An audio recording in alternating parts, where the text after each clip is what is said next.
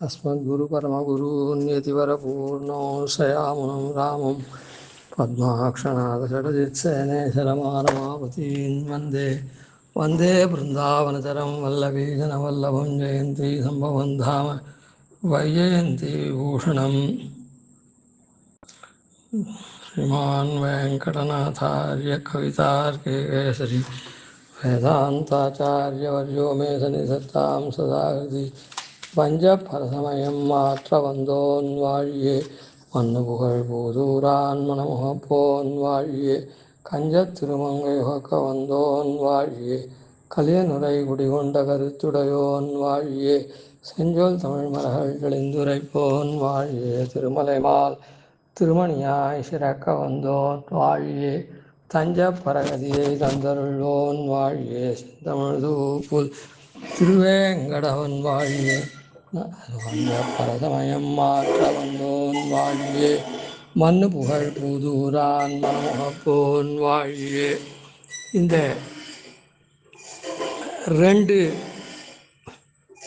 வாழி வஞ்ச பரசமயம் மாற்ற வந்தவர், மண்ணு புகழ் பூதோரான் மனமுகப்போர் அப்படின்றதுல ரெண்டுத்துக்குமே பரமத பங்கத்தை கொண்டு நாமும் தேசியனுடைய பெருமையை அனுபவிக்கிறோம்.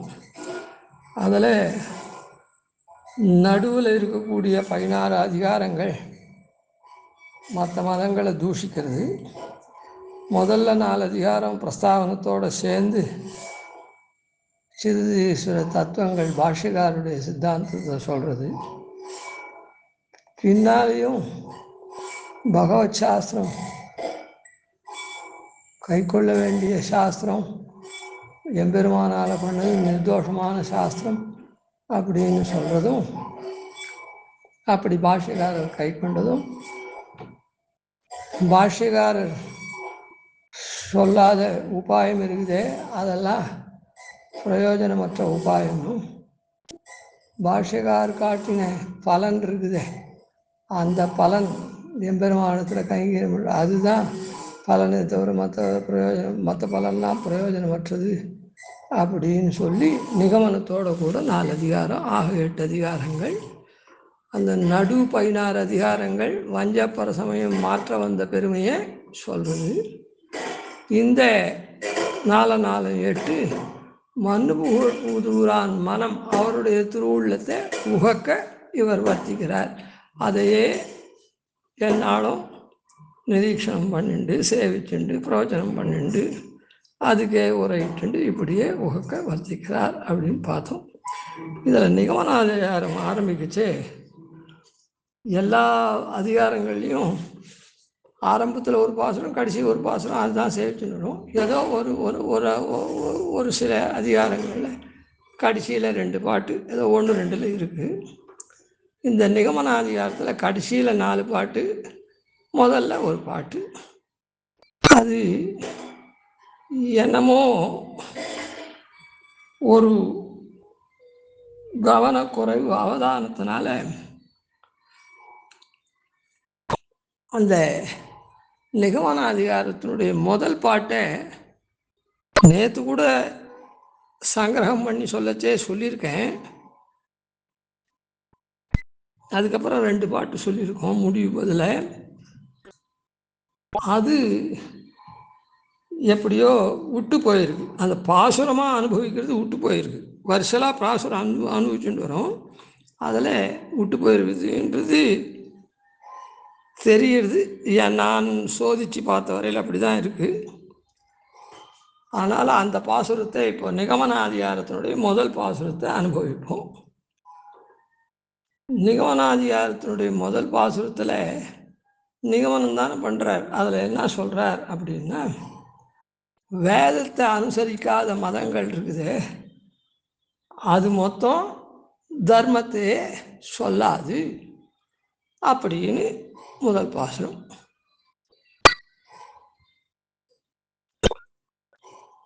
அதுக்கப்புறம் முடிவு பாசுரத்தில் பூர்வாள்லாம் எப்படி பிரபத்தி அனுஷ்டிச்சு போனாலோ பின்னடி பார்த்து பெரும்பதம் ஏறுவோமேன்னு சொன்னார். அதுக்கடுத்த பாசுரத்தில் நாம் வாதியர்களுடைய வாய்சாலமெல்லாம் நாம் மாற்றி விட்டதுனால வாதியர் தம் வாய்ப்பகட்டை மாற்றினோமே அப்படின்னு சொன்னதுனால வியாசன் வியாசன்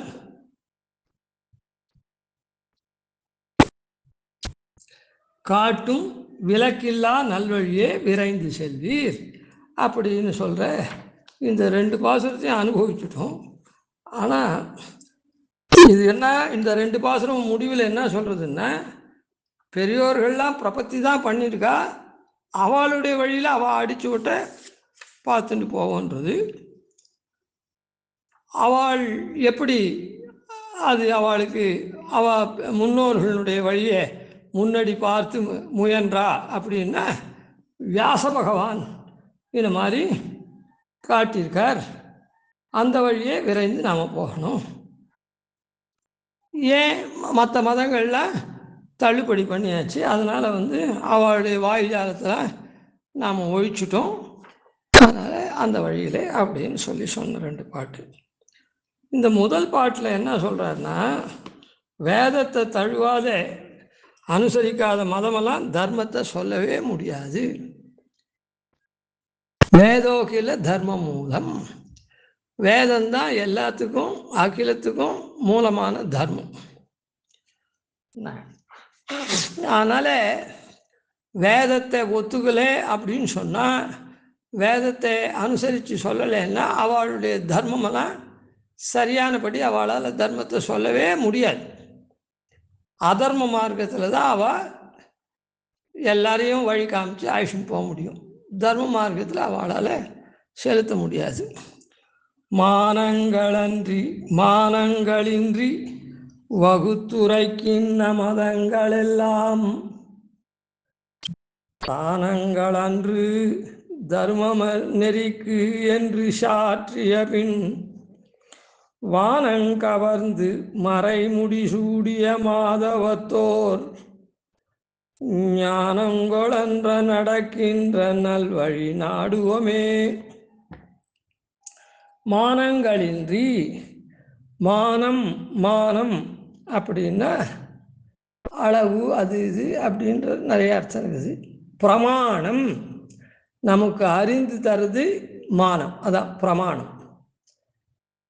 அந்த அறிந்து தரக்கூடிய இது ஞானத்தினால அறியப்படுற வஸ்து மேயம், பிரமேயம்.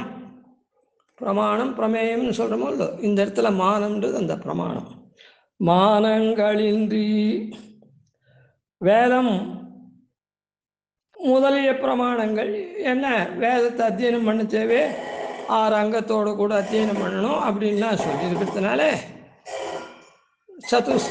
வித்யாஸ்தானம், சதுர்தச வித்யாஸ்தானம், அஷ்டாதச வித்யாஸ்தானம் அப்படின்லாம் சொல்லிக்கிறதுனால மற்ற பிரமாணங்கள்லாம் வேதத்தினுடைய அர்த்தத்தை சொல்லணும்னா இதிகாச புராணங்கள்லாம் தெரிஞ்சுட்டு அதோடு கூட வேதத்தினுடைய அர்த்தத்தெல்லாம் அது உதவி கொண்டு சொல்லணும்லாம் சொல்லிருக்கிறதுனால மானங்கள் இன்றி அப்படின்றதுல வேதம் முதலிய பிரமாணங்கள்லாம் எடுத்துக்கொள்ளாமல் அதெல்லாம் விட்டுட்டு வகுத்துரைக்கின்ற, ஆனால் பிரித்து இது இப்படி இந்த தன்மை கொண்டது, அது அந்த தன்மை கொண்டது, இது இந்த தன்மை கொண்டது அப்படின்னு இந்த தத்துவங்கள் அதெல்லாம் பிரித்து சொல்லக்கூடிய இத்தர மதங்கள் இருக்கு. அதான் வேதத்தை விட்டு இந்த மரங்கள்லாம் வகுத்துன்னா அப்படியே ஒவ்வொன்றையும் பிரிக்கிறது. இப்போ நாம் கூட நம்ம மதத்தில் என்ன பண்ணிருக்கா, சித் அச்சித் ஈஸ்வரன் அப்படின்னு பிரிச்சிருக்கா.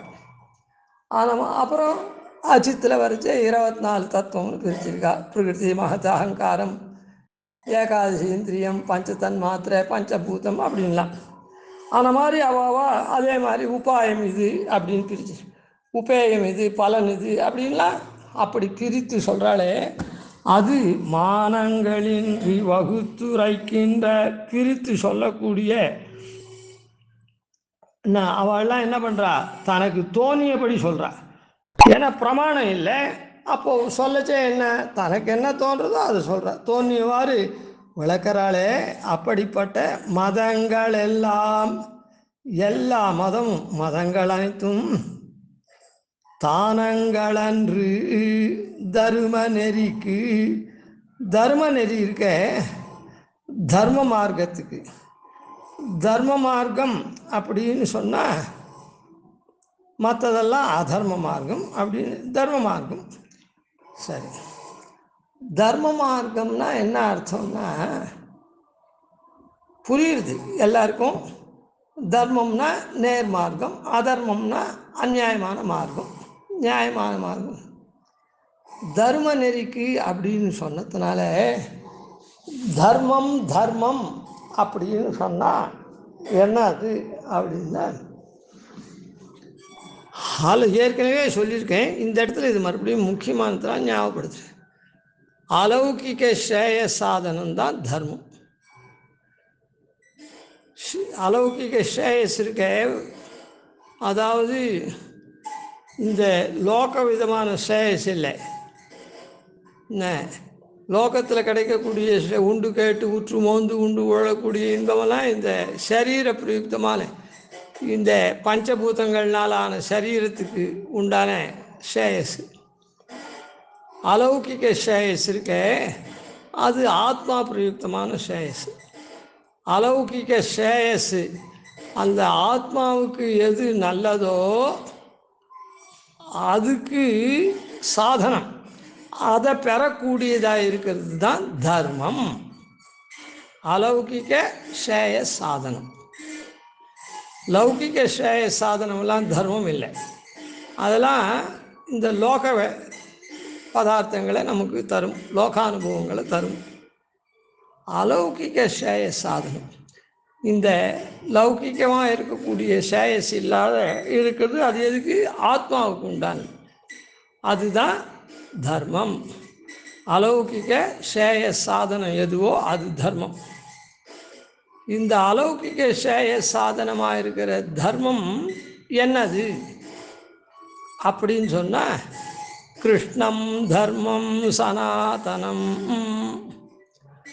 சனாதனம் என்றும் இருக்கக்கூடியதானே கிருஷ்ணனாகப்பட்ட தர்மம் தான் சனாதனம். சனாதனமாக என்றும் இருக்கக்கூடிய கிருஷ்ணன் தான் அந்த தர்மம். இப்போ கிருஷ்ணன் தர்மம்னு சொன்னால் நாம் எப்படி அலௌகிக ஸ்ரேயஸ் சாதனம்னு சொன்னால் அந்த ஸ்ரேயஸ் அடையக்கூடிய வழி தானே தர்மம். அப்போ அந்த வழியை நாம் பின்பற்றணுமோ இல்லை? அந்த வழியை நாம் பின்பற்றணுமோ இல்லை? இப்போ கிருஷ்ணம் தர்மம் சனாதனம்னு சொல்லிவிட்டா, என்றைக்கும் இருக்கக்கூடிய கிருஷ்ணன் தான் தர்மம்னு சொல்லிட்டா அது என்ன ஆறுது அப்படின்னு ஒரு கேள்வி வரும். வராது, ஏற்கனவே சொல்லியிருக்கோம், தெரிஞ்சிருக்கோம் எல்லாருக்கும். இருந்தாலும் இந்த இடத்துல அது என்னென்னா பிரகரணமாந்தராக சொல்லுவோம். அதாவது ஸ்ரேயஸுக்கு உபாயம் தர்மம். தர்மத்தை நாம் அனுஷ்டிச்சோம்னா அந்த ஸ்ரேயஸ் கிடைக்கும் இல்லையா? கிடைக்கும். அதனால் கிருஷ்ணன் தான் தர்மம்னு சொல்லிவிட்டா கிருஷ்ணன் தான் உபாயம். அந்த உபாயத்தினால பெறக்கூடியவனும் அந்த கிருஷ்ணன் தான்.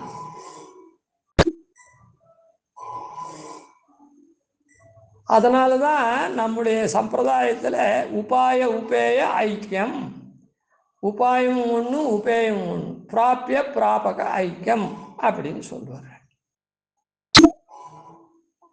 அதனால எம்பெருமான் திருவடி தான் இங்கே உபாயமாகுது.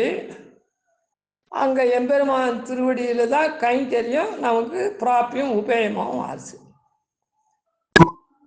அந்த எம்பெருமானுடைய திருவடியை இங்கே புகழும் இல்லாவடியே உன்னடி கீழ் அமர்ந்து புகுந்தேனேன்னு அப்படியே பற்றறமே, அதுதான் தர்மம். இப்போ அவன் திருவடி தான் நமக்கு தர்மம். நாம் பத்திரத்தினால நமக்கு இது பண்ணல, நம்ம பற்றத்தினால நமக்கு உடனே நமக்கு இது வந்துவிடலை. நாம் அவன் திருவடியை பற்றுறோம். அந்த திருவடியை பற்றினத்தினால் அவன் நம்ம இடத்துல இரக்கம் கருணை கொண்டு அடிக்கீழ் அமர்ந்து புகுந்து அடியீர் வாழ்வின் என்று அருள் கொடுக்கும். நீ என்னுடைய திருவடியில் நீ அமர்ந்துட்டியோ இல்லை, சரி, நீ அடியவன் ஆகிட்ட, வாழ், இனிமேட்டு நீ வாழ்ந்துரு, வாழ்வின் என்று அருள் கொடுக்கும். அதனால் இப்போது கிருஷ்ணன் தர்மம்னு சொன்னால் நாம் அவன் திருவடியை பற்றுறோம். பற்றினத்தினால நாம் அப்படியே ஏறிவிடலை வைகுண்டத்துக்கு, புரியுதா? அந்த திருவடியை பற்றி விட்டுறதுனால நாம் உடனே இருன்னு லிஃப்ட்டில் ஏறி உட்காந்தா வைகுண்டத்துக்கு தான் மாடிக்கு போயிடுற மாதிரி போயிடல. அந்த எம்பெருமான் தான் அந்த திருவடியை பற்றினத்தினால இளகி இரக்கம் கொண்டு என்ன ஆராய்ந்து, ஐயோ இத்தனை நாளா வரலையே, இன்றைக்கி வந்தியா, இன்றைக்கி வந்துட்டியோ இல்லை, ரொம்ப சந்தோஷம், ஐயோ இத்தனை நாளாக எவ்வளோ கஷ்டப்பட்டேன் அப்படின்னு ஆராய்ந்து அருள்றானோ இல்லை. அதனால தான் மோட்சம் கிடைக்குது. இப்போ நமக்கு மோட்சத்துக்கு நேர் உபாயம் யார்? கிருஷ்ணன் தான். மோட்சத்தில் நாம் போய் என்ன பண்ணுறோம்? அந்த கிருஷ்ணனுடைய திருவடியில் தான் கைங்கரியம் பண்ணுறோம். அவன் தான் நமக்கு கைங்கரியம் கொடுத்து நியமித்து இந்த காரியத்தை பண்ணு, அந்த காரியத்தை பண்ணு, கைங்கரியத்தை பண்ணுன்னு சொல்கிறோம். அதனால் பண்ணுறோம். அதனால் உபாயமும் உபேயமும் ஒன்று. அந்த இந்த எம்பெருமானை நாம் எப்படி அடையிறோம் அப்படின்னு ஆச்சாரியன் தான் காட்டுறார். இன்னமுது திருமகளன்னு இவரை முன்னிட்டு எம்பெருமான் திருவடி அடைகின்றேன்னு. அங்கேயும் நாம் போச்சே, கூறு கவர்ந்த குருக்கள் குழாங்கள் குரகளுக்கு மாறுதலன்னி மகிழ்ந்தெழும் போகத்து மன்னுவோமே அப்படின்னு அந்த ஆச்சாரியால் கூட சூழ இருக்கிற எம்பெருமானுடைய திருவடியில் தான் ஆச்சாரிய சகாசத்தில் கைங்கரியம் பண்ணுறோம். இங்கேயும் ஆச்சாரிய சகாசத்தில் எம்பெருமானுடைய திருவடியை பிடிக்கிறோம். அங்கேயும் எம்பெருமானுடைய வடிவினை இல்லா மலர்மகள் மற்ற நிலமகள் பிடிக்கும் மெல்லடியை கொடுவினேனும் பிடிக்க நீ ஒரு நாள் கூவுதல் வருதல் செய்யாயே அப்படின்னு அங்கேயும் போய் அந்த திருவடியை நாம் பிடிச்சி கைங்கரியம் பண்ணுறோம். சரிதானே? அதனால் எம்பெருமானுடைய திருவடி தான் இங்கே தஞ்சம், அங்கே எம்பெருமானுடைய திருவடி தான் கைங்கரியம். இங்கே அந்த எம்பெருமானுடைய திருவடியில் சேர்க்கிற ஆச்சாரியன் தான் தஞ்சம், அங்கேயும் அந்த திருவடியில் நாம் கைங்கரியம் பண்ணிச்சு அங்கே அவள் இருந்து அனுகிரகம் பண்ணுறா. அதான். அதனால் நாம் என்ன பண்ணுறோம்னா, நம்முடைய சம்பிரதாயத்தில் எல்லாருக்கும் நிச்சயமாக தெரிஞ்ச விஷயந்தான். அதாவது ரொம்ப சாமானியமாக இருக்கவாளுக்கு கூட இது தெரியும். ஒன்றுமே வலக்கை இடக்கையே தெரியாது அப்படின்னு நாம் சொல்கிறோம். அவளும் அப்படி தான் சொல்லிக்கிறா தங்களை. அப்படி இருக்கிறவா கூட என்ன எழுதுகிறா பத்திரிகையில் அப்படின்னா, அடியோங்கள் தகப்பனார் ஆச்சாரியன் திருவடியை அடைந்தார் அப்படின்னு எழுதுகிறார். ஆச்சாரியன் திருவடியை அடைந்தார். ஏன்னா இந்த இடத்துல ஆச்சாரியன் திருவடியை சேவித்து தான் பெருமாள் திருவடியை பற்றுறோம். அங்கேயும் ஆச்சாரியன் திருவடியை சேவித்து தான் பெருமாள் திருவடியை பற்றுறோம். அதனால் பிராப்பிய பிராபக ஐக்கியம். அதனால் இந்த இடத்துல தானங்களன்று தரும நெறிக்கு, அதனால் இந்த தர்ம நெறி இருக்குதே, நம்முடைய ஆத்மோஜீவனமான அலௌகிகமான சேய சாதனமான அதுக்கு இதெல்லாம் வழியே ஆகாது. அதெல்லாம் ஸ்தானமே கிடையாது, இடமே கிடையாது, இடங்கள் ஆக மாட்டா. அதெல்லாம் தானங்கள் அன்று, தானம்னா ஸ்தானம்னு அர்த்தம். அதெல்லாம் அந்த மதங்கள்லாம் இடமே கிடையாது. தரும நெறிக்கென்று சாற்றிய பின் அப்படின்னு ஸ்தாபிச்சாச்சு கீழ் அதிகாரத்தில். அதனால் இப்போ நாம் என்ன பண்ணணும்? இப்போ மற்ற மதங்கள்லாம் பிரயோஜனமற்ற மதங்கள். முதல்ல வேதத்தை, அது நமக்கு அறிந்து தரக்கூடிய வேதத்தை பிரமாணமாக எடுத்துக்காதனால அவளெல்லாம் நேர் வழியை காண்பிக்க முடியாது. அவள் சொல்கிற தர்மங்கள்லாம் மொத்தம் தப்பானது அப்படின்னு தீர்மானமாக இந்த கிரந்தத்தில் சாற்றிய பின் ஸ்தாபித்த பின் நாம் என்ன பண்ணணும்? அந்த மாதிரி அதெல்லாம் போயிட்டதுனால வானங்கவர்ந்து நாம் புதுசாக பண்ண போகிறதில்ல. ஏற்கனவே நாம் இந்த மதத்தில் தான் இருக்கோம். அதை பற்றிலாம் நாம் கவலைப்படக்கூடாது. அது மாதிரி சந்தேகம் நிசந்தேகமாக அந்த மரங்கள்லாம் தீர்ந்தா விட்டு இதுதான் நமக்கு இதுதான் கதி. புரியுதா? இத்தனை நாளாக நாம் கண்டபடி ஓடிந்தோம். அதனால் என்ன பண்ணணும்னா, வானம் கவர்ந்து, வானம் பரமபதம் இருக்க பரமாகாசம், அதை ஆசைப்பட்டு, ஏன் அதுக்கு ஆகாசம்னு பேருன்னா, ஆகாசம்ன்றதுக்கு ஒரு அர்த்தம் தானும் பிரகாசிக்கும், மற்றவாளையும் பிரகாசிக்க வைக்கும். ஆகாசம் இங்கே இருக்கிறது பூத ஆகாசம், அங்கே இருக்கிறது பரமாகாசம், உயர்ந்த ஆகாசம். இது பூதங்கள் உண்டாகி பூதங்கள் அழிஞ்சு போடும். அது அப்படி இல்லை, அது பரமாகாசம். வானங்கவர்ந்து அந்த பரமபதத்தில் ஆசைப்பட்டு என்ன பண்ணணும்? நாம பரமபதத்தில் ஆசை வந்துட்டுன்னா, மறைமுடி சூடியா, மறைமுடி, மறைனா வேதம், மறைமுடினா வேதாந்தம்.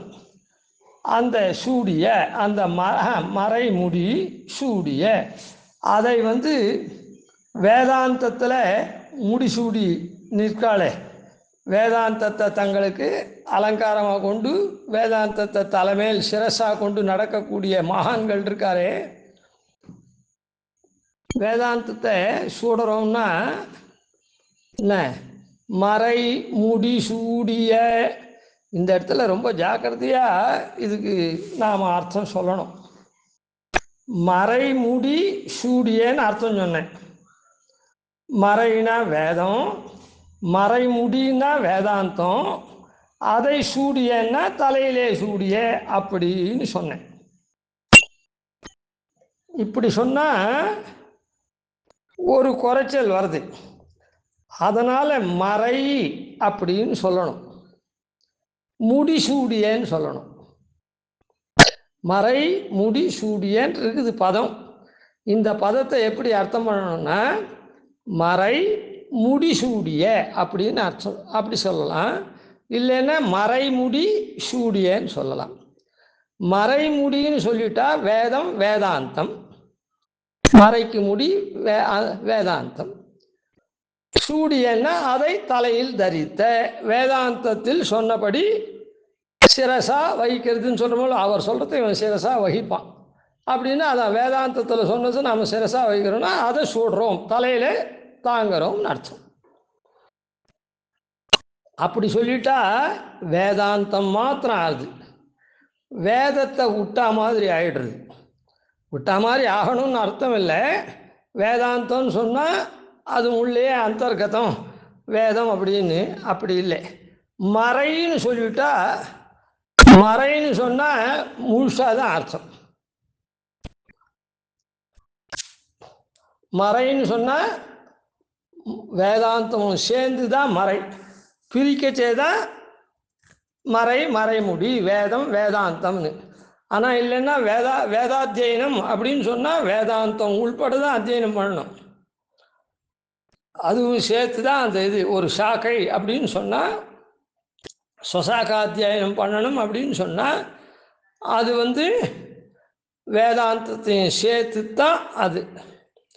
அதனால் இந்த இடத்துல மறைன்னு சொல்லி சொன்னால் என்ன ஆகும்னா, பூர்வபாகமான மறை இருக்குதே, கர்மகாண்டத்தை சொல்லக்கூடிய, அதுவும் அதுபடியும் நாம் நடக்கணுன்றது தேரும்.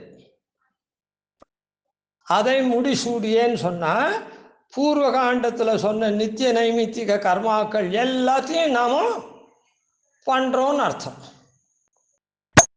இல்லைன்னா வேதாந்த பாகத்தை மாத்திரம் இது பண்ணால் அப்போ பூர்வபாகத்தில் இருக்கக்கூடிய கர்மாக்கள்லாம் பண்ணணுமா வேணாமா, பிரபத்தி மாத்திரம் பண்ணிட்டு போட்டால் போருமா,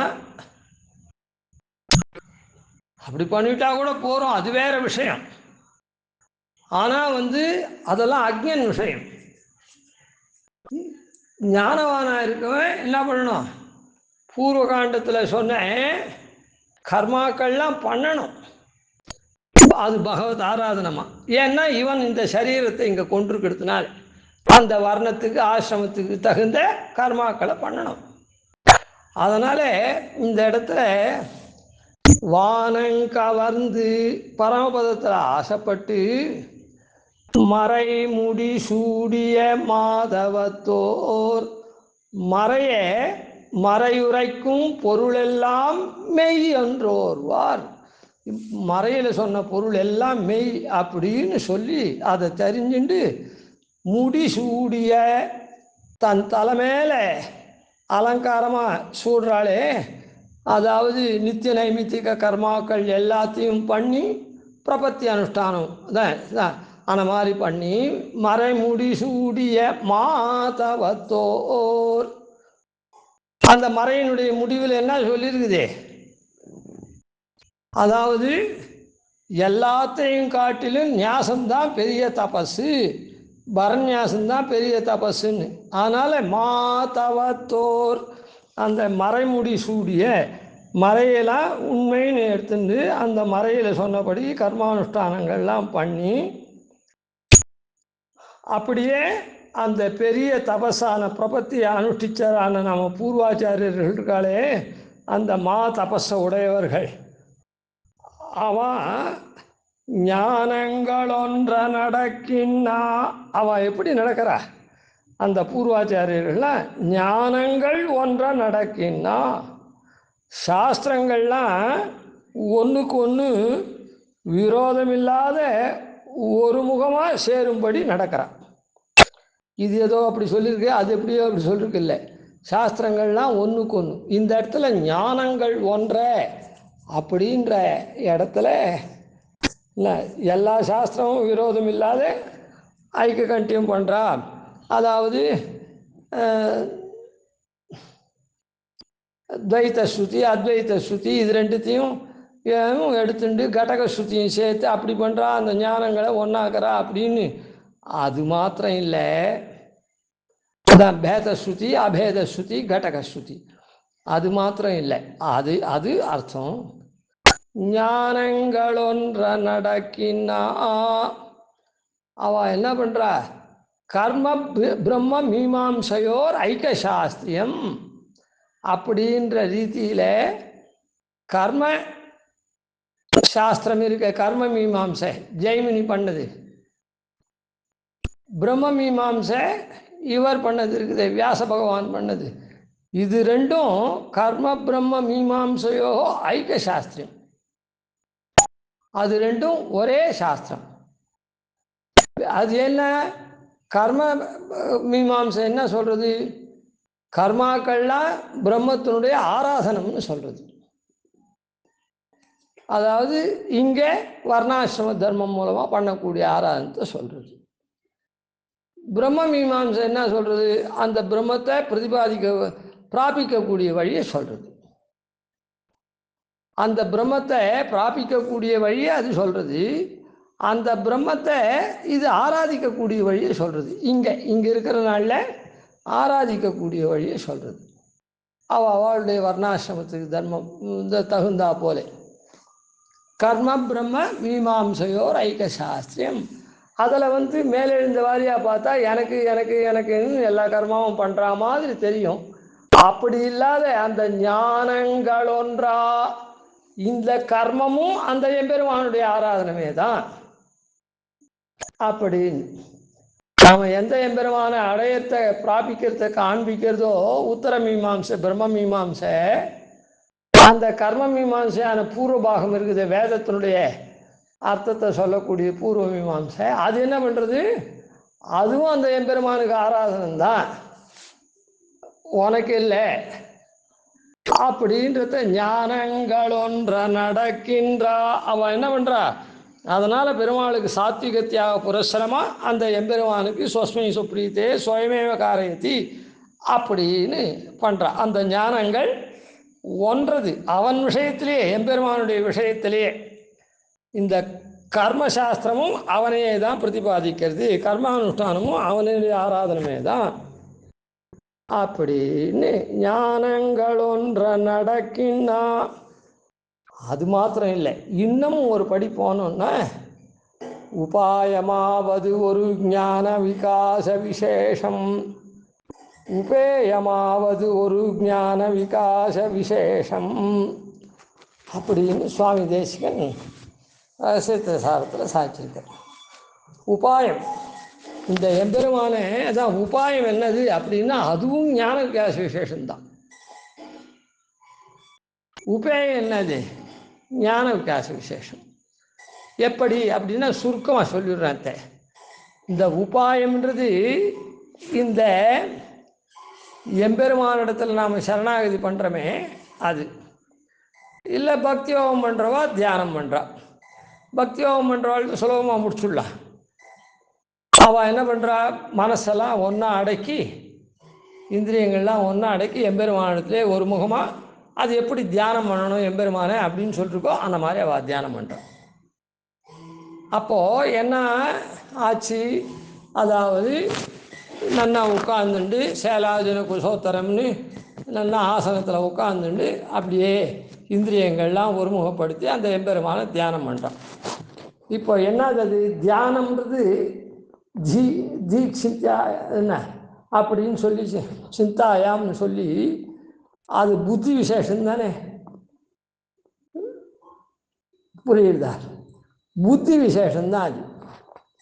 தியானம் பண்ணுறதுன்றது நீ ஒன்று அப்படியே நினச்சிட்டு தானே இருக்க, அது புத்தி விசேஷம் தானே. அதனால் புத்தி விசேஷன்றது ஞானம் தானே. அதனால் உபாயமாவது ஒரு ஞான விகாச விசேஷம். இதுக்கு இது கரணத்ரய சாபேட்சம். இதுக்கு அந்த கரண சாபேட்சம், அதாவது மனசு அது இது அதெல்லாம் ஓணும், இந்திரியங்கள்லாம் ஓணும் இந்த ஞானத்துக்கு. ஏன்னா இந்திரியங்கள்லாம் அடக்கி அந்த மனசில் அந்த உருவத்தை கொண்டு வந்து அப்படியே சிந்தை பண்ணணும். அதனால் இது கரண சாபேட்சமாக இருக்கக்கூடிய ஞான விகாச விசேஷம். அங்கே என்ன அப்படின்னு சொன்னால் ஆத்மா மாத்திரம்தான் இருக்குது, ஞானம் பூர்ணமாக அதுக்கு வந்துடுறதுனால அது கரண் நிரபேட்சமாக எம்பெருமானுடைய கைங்கரியத்தை அது பண்ணுறது.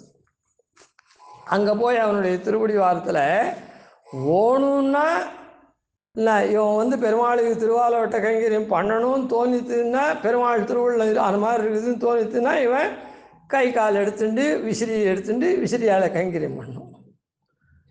புரியுதா? அது இல்லைன்னா இவன் பாட்டுக்க வேதத்தை ஓதுண்டு பல்லாண்டு பாடிண்டு அப்படியே இருக்க வேண்டியது தான். அதுக்கெல்லாம் காரணமே வேண்டாம். கை இல்லாத எடுப்பான், கால் இல்லாத நடப்பான் அப்படின்லாம் அங்கே சொல்லியிருக்குது. அதனால் அதுவும் ஞான விகாச விசேஷந்தான். உபேயமும் உபாயமும் ஞான விகாச விசேஷந்தான். அப்போ பிரபன்னன் விஷயத்தில் உபேயம் சரியாக போச்சு, ரெண்டு பேருக்கும் ஒன்று தான். இங்கே பக்தி யோகத்தினால போனால் முக்கியம் போனால் என்ன, பிரபத்தி யோகத்தினால போனால் என்ன, உபேயம் சரியாக போச்சு. இந்த உபாயமும் மாம் மதியஞ்சனிகிலம் சேத்தனா சேத்தனாத்மம் சுயங்கரியோபகரணம் ஆத்மாத்மீய பரண்யாசோகி ஆத்ம நிக்ஷய உச்சதேன்னு எதனா எடுத்து கொடுக்குறேன்னா நான் இல்லை, எடுத்து கொடுக்கல. இதுவும் ஞானத்தினால அனுசந்திக்கிற விஷயந்தான். இதுவும் ஞானத்தினால அனுசந்தான விஷயந்தான். அதனால் ஞான விஷயந்தான். இந்த பிரபத்தின்னு பண்ணுறவன் அகம் மத்ரக்ஷண பரஹா மத்ரக்ஷண பலந்ததா நமமா ஸ்ரீபதேரேவேதி ஆத்மானு நிக்ஷிபேத் புதகான்னு சொன்னேரே, நான் என்னை ரட்சிக்கிற பொறுப்பு, அதனால் வர பலம் எல்லாத்தையும் எம்பெருமானுக்கு ஸ்ரீபதிக்கு அப்படின்னு ஆத்மாவை சமர்ப்பிக்கிறான்னு சொன்னது புதகா. புதகான்னா ஞானவான், புத்திமான் அப்படின்னு. அது ஞான காரியம்தான். அதனால் உபாயமும் ஞான விகாச விசேஷம், உபேயமும் ஞான விகாச விசேஷம் அப்படின்னு இருக்குதே. ஞானங்களொன்றா இப்படி உபாய உபேய ஞானங்கள்லாம் ஒன்றும்படியாக. உபாயத்தில் யார்? அந்த எம்பெருமான் தான். உபேயத்தில் யார்? எம்பெருமான் தான். பிராப்பிய பிராபக ஐக்கியம்னு சொன்னமே, அந்த ஞானங்களொன்ற நடக்கின்னா அப்படி ஒருமுகமாக சேரும்படியா இப்படி பிரபத்தி மார்க்கத்தை, அதாவது பிரபத்தியோ பக்தியோ, ஆனால் மாதவத்தோர்னு சொல்லியிருந்தா பிரபத்தி தான் இருக்கட்டும். ஏன்னா நமக்கு அதுதானே எல்லாருக்கும் எளிதான ஏற்றத்தாலும் எல்லாம் சாதிச்சிருக்காரு. அதனால் நல்வழி நாடுவமே, அப்படிப்பட்டதான சிறந்த மார்க்கத்தை பற்றுவோம். அங்கே கூட பாருங்க, மதுர துன்பற்ற மதுர கவி தோன்ற காட்டும் தொல்வழி, அனாதியான வழி தொல்வழியே நல்வழிகள் துணிவார்கட்கே. இதுதான் இந்த ஞானங்கள் ஒன்று நடக்கக்கூடிய இந்த நல்வழியாக இருக்கிற இந்த மார்க்கம்தான் சிறந்த மார்க்கம்.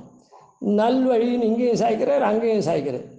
அதாவது துன்பற்ற மதுரகவி தோன்ன காட்டும், ஆழ்வார் அடைஞ்சே துன்பமெல்லாம் போன மதுரகவி நமக்கெல்லாம் தோன்றும்படியாக காட்டக்கூடியது என்னது? தொல்வழி, ரொம்ப அனாதியான வழி. அந்த அனாதியான வழி என்ன? ஆச்சாரிய சமாசிரயணம் அப்படின்னு சொல்கிற அந்த அனாதியான வழி இருக்குதே, அது நல்வழிகள் துணிவார்கட்கே.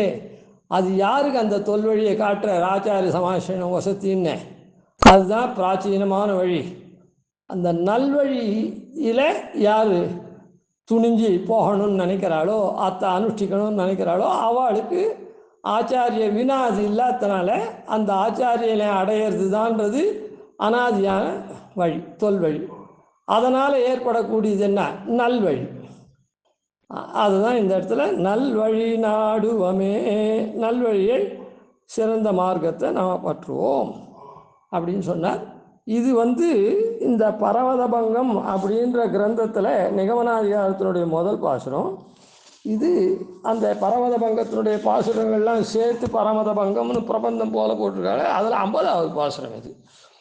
இதுக்கு மேலே தன்னடி கீழ் உலகையும் வைத்தா பின்னடி பார்த்து நடந்து பெரும்பதமேறுவோமே அப்படின்னு முன்னோர் அடிச்சுவட்டை பார்த்து போனோம்னு சொன்னது அவசான காத்தையில் முதல் பாசுரம். அது 51வது பாசுரம்.